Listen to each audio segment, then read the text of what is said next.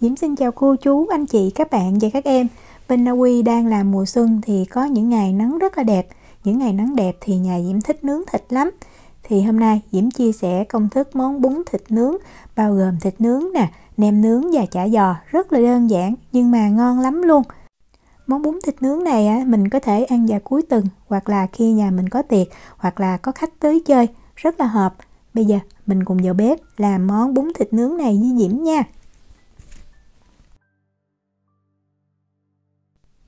Bắt tay vào làm bún thịt nướng thì mình sẽ làm phần thịt nướng trước. Ở đây Diễm có 1 kg thịt nạc dăm hay là thịt nạc vai mình lựa cái thịt mà trong cái xớ nó có mỡ thì khi mà mình nướng nó sẽ mềm ngon. Ở Na Uy thì thường mình mua nguyên một khối thịt, cũng ít có siêu thị nào bán. Thì cái khối thịt này nó tới 2,7 kg và Diễm mua ở mini. Nếu mà mình vô mini mình không thấy thì mình nên hỏi cái quầy bán thịt tươi thì người ta sẽ mang ra nha. Thịt mình mang rửa cho sạch, sau đó mình mới cắt nhỏ. Thì tùy mình thích, nếu mà mình thích xiên thành những cái que thì mình cắt thành từng cái miếng nhỏ mỏng. Còn hôm nay Diễm cắt thành từng cái miếng to như vậy. Nó có độ dày khoảng 1 cm mình nướng nó nhanh và tiện hơn. Khi ăn thì mình chỉ cần lấy kéo mình cắt ra thôi. Diễm cho thịt vào trong cái hộp này. Rồi bây giờ mình đi pha cái hỗn hợp nước ướp thịt nha. Đầu tiên mình sẽ có 20 g hành tím. Tiếp theo là 10 g tỏi. Nước mắm thì mình cần 60 g. Diễm dùng nước mắm này là cái độ đạm 22%. Để tạo độ ngọt cho thịt thì Diễm sử dụng hoàn toàn là mật ong 100 g. 8 g bột nêm gà, nếu không có thì mình sử dụng hạt nêm bình thường. 120 g sữa tươi không đường ha. Nếu mà mình không thích dùng sữa mình có thể dùng nước cũng được. Rồi bây giờ mình mang cái hỗn hợp này mình xay cho thật là nhuyễn luôn. Nếu mà không có cái máy xay cầm tay thì mình cứ cho vào trong cái cối xay sinh tố mình xay ha. Đó, xay nhuyễn như vậy cho hành tỏi nó nhuyễn thì khi mà mình nướng nhìn không có bị cháy. Diễm cho thêm 50 g sả bằm nhuyễn. Sả mình nên bằm thật là nhuyễn ha, thì khi ăn nó không có bị xơ. Còn nếu mà mình không thích bằm nhuyễn như vậy thì mình có thể đập dập sả. Đó, đập ra từng cây vậy rồi mình ướp. Nhưng mà Diễm thấy mình bằm nó ra thì nó sẽ thơm hơn. Trong khi mình ướp như vậy thì nó chỉ có mùi thoang thoảng nhẹ thôi. Cái này là tùy mình thích nha. Ướp thịt thì mình nên đeo cái bao tay vào và mình ướp cho cái hỗn hợp nước sốt này nè nó thấm đều vào trong miếng thịt. Mình ướp giống như mình massage luôn Khi mà mình thấy nước nó rút gần như hết vào trong thịt như vậy là được. Rồi bây giờ mình sẽ để cho thịt nghỉ ở nhiệt độ phòng 2 tiếng là mình có thể mang mình nướng được. Còn nếu mà mình muốn để qua đêm thì mình cất vào trong tủ lạnh nha. Thịt này vì mình cắt cái miếng mỏng nên nó rất là mau thấm. 2 tiếng thì Diễm thấy miếng thịt nó cũng đậm đà lắm rồi.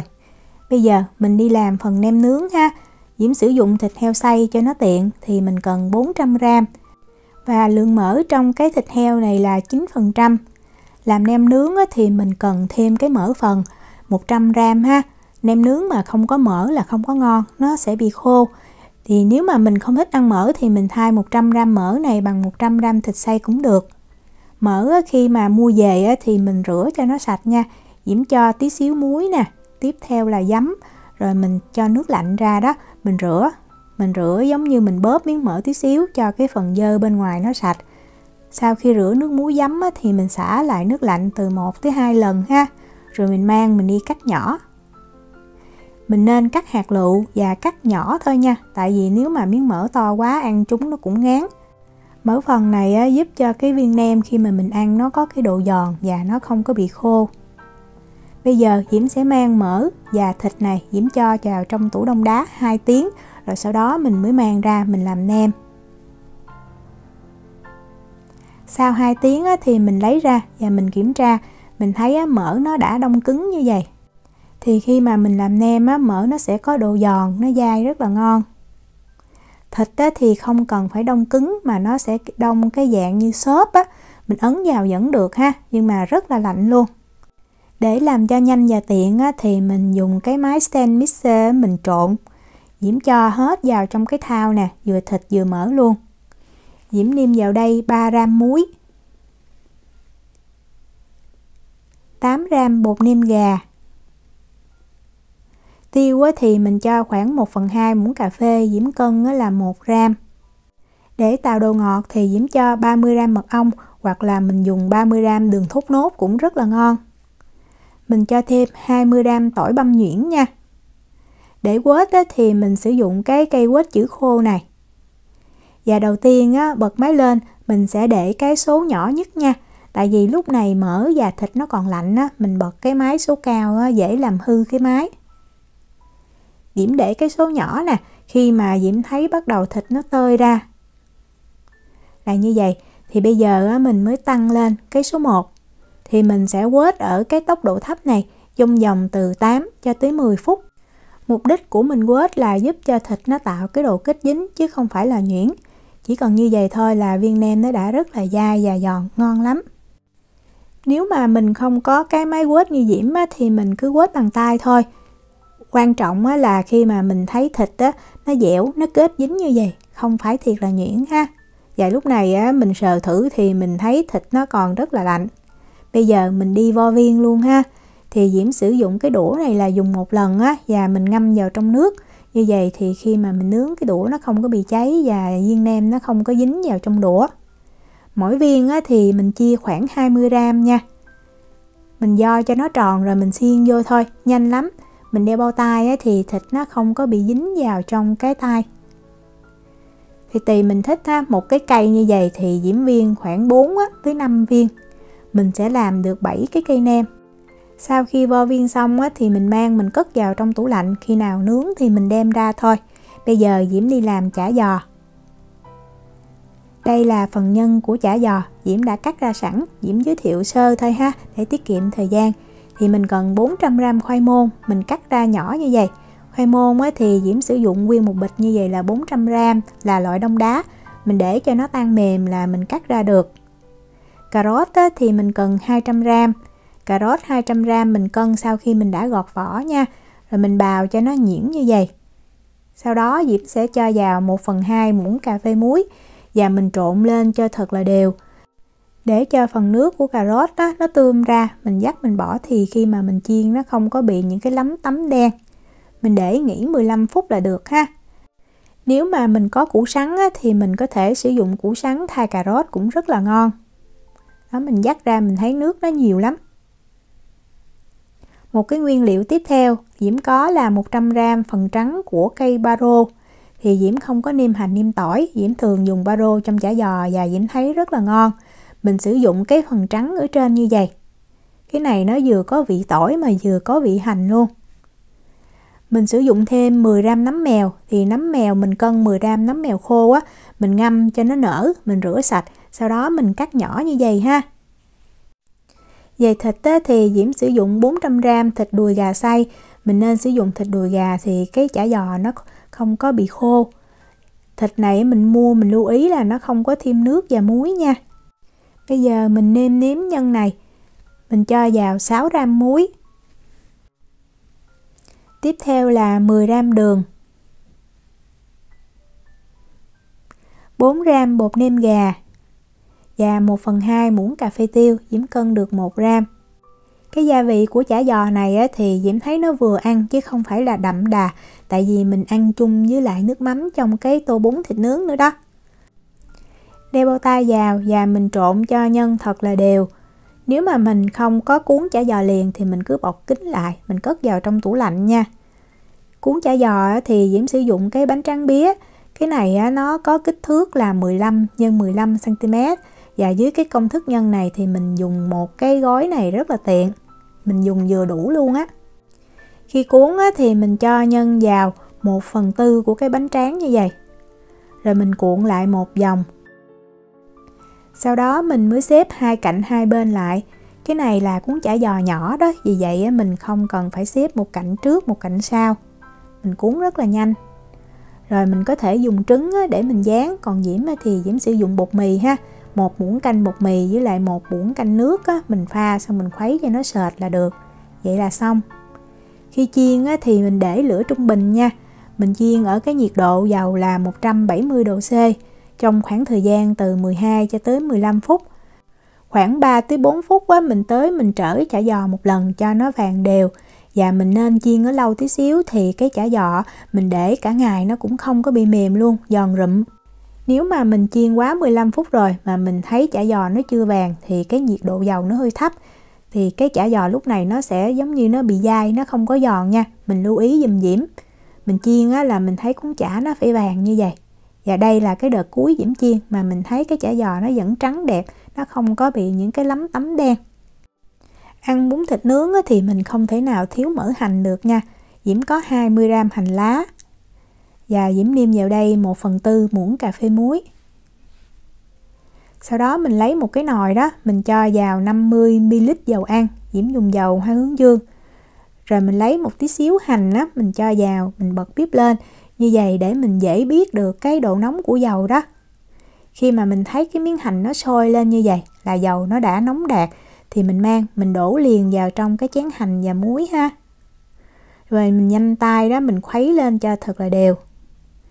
Và thêm một cái nguyên liệu nữa, cái này là mình tùy chọn nha, đó chính là tóp mỡ, không có cũng được. Cách làm tóp mỡ thì Diễm có chia sẻ trong video mì gõ nếu mà mình muốn xem. Để mỡ hành sang một bên, bây giờ mình đi làm nước mắm. Bắt một cái nồi lên bếp á, Diễm cho vào nồi 300ml nước. Tiếp theo mình sẽ có 75g đường. Và Diễm có 5g tỏi, là một cái tép tỏi lớn á, mình đập cho nó dập ha, mình cho vào luôn. Rồi bây giờ á, mình mới bật bếp lên và mình nấu cho phần nước đường này nó sôi. Khi nước đường sôi á, thì đường nó cũng vừa tan, mình mới cho nước mắm nha. Nước mắm là 85g, Diễm dùng nước mắm 22% độ đạm. Và mình đợi cho nước nó sôi trở lại á, thì mình cho thêm 30g giấm. Cái nước mắm này thì nó sẽ có cái vị chua ngọt và không phải quá đậm đà. Mình đợi cho nước mắm nó sôi trở lại á, là mình nhắc khỏi bếp và mình để nguội. Khi ăn thì mình mới cho ớt vào. Thường á, ăn bún thịt nướng thì mình sẽ có đồ chua. Nhưng mà Diễm có coi một cái video chia sẻ ăn bún thịt nướng mà cho đồ chua là đu đủ như vậy, nên hôm nay Diễm làm thử. Đu đủ á, mình dùng đu đủ xanh, mình gọt vỏ cho sạch. Sau đó mình rửa và mình mang mình bào. Diễm sử dụng cái đồ bào này bào thôi, rất là nhanh. Sử dụng đu đủ này như đồ chua thì mình làm tiện hơn, không có cần mất nhiều thời gian như mình làm cà rốt với củ cải trắng. Diễm cần ở đây là 200g đu đủ xanh mình đã bào sợi. Diễm nêm vào đây 1g muối. Về đường thì mình cần 20g. Và giấm thì mình cần 30g. Diễm sử dụng giấm gạo 5% ha. Rồi mình trộn lên cho thật là đều. Mình để cho đu đủ nó nghỉ khoảng 30 phút là mình có cái phần đồ chua đu đủ. Thỉnh thoảng mình tới mình trộn lên đều. Bây giờ mình đi nướng nem và thịt. Nem này mình làm tự nhiên, mình không có cho thêm gì hết. Vì vậy khi nướng để cho cái màu nó đẹp thì Diễm sử dụng thêm 1 muỗng canh mật ong nè.